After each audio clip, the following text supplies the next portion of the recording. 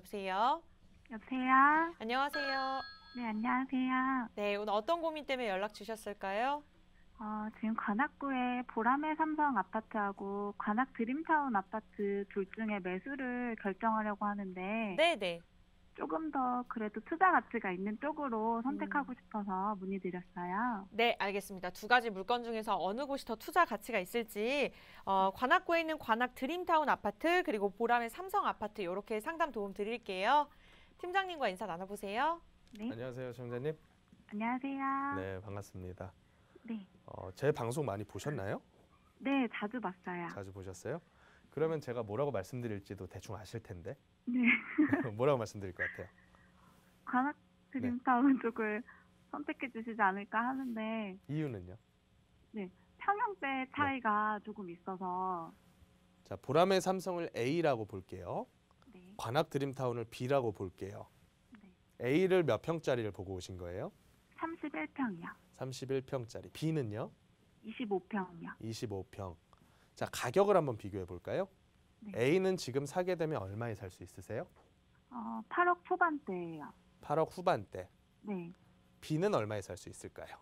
B도 마찬가지예요. 8억 후반대. 자, 그러면 두 개를 비교하면 A보다는 B가 약간 유리하다. 그 얘기가 되겠네요. 가격적으로 얘가 더 면적이 작은데도 불구하고 가격이 똑같다는 얘기잖아요. 네. 그러면 지금 시장의 참여자들은 A보다는 B가 더 좋은 물건이다라고 평가를 하고 있다라고 하는 거죠. 네. 그러니까 우리가 어렵게 생각할 필요가 없는 거예요. 두 개 물건 중에 내가 꼭 사야겠어. 그러면 판단하는 기준이 누군가는 뭐 어디는 학군이 좋을 거고 어디는 입지가 좋을 거고 어디는 교통이 좋을 거고 이런 걸 쭉 비교해 가면서 본단 말이죠. 네.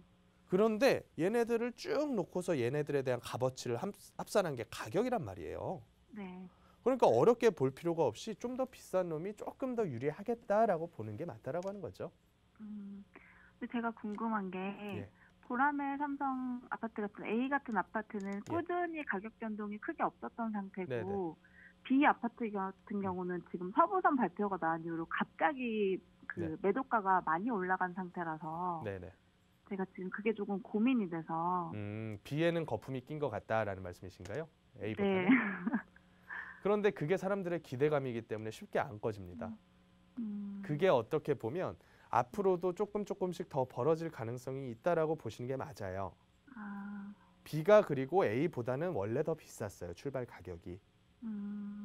그래서 제가 보건대 사실 네. 큰 차이는 없을 거다. 얘나 어차피 같은 동네.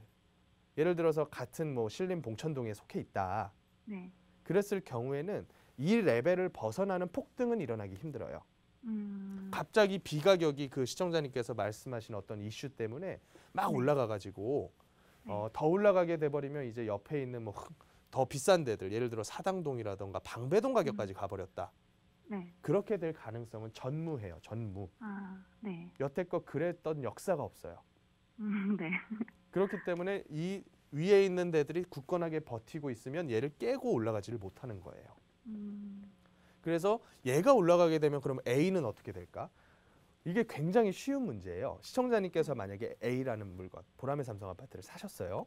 네. 그러면 저기 옆에 있는 B라는 물건이 가격이 내 거보다 높아. 살기에는 네. 별 차이가 없는데 네. 그러면 A 물건에 사시는 분들은 아 나는 저기 들어가는 역세권이라는 호재가 나는 없는 아파트니까 나는 싼 게 당연한 거야 라고 생각을 할까요? 절대 그렇게 생각 안 해요. 네. 여기도 신림동이고 여기도 신림동인데 왜 우리만 싸? 말도 안 돼. 우리도 저 가격 받자. 이 얘기를 내버린다고요. 네. 그러니까 동네 가격이 다 따라가 버리는 거예요. 이게 되게 웃긴 현상이에요.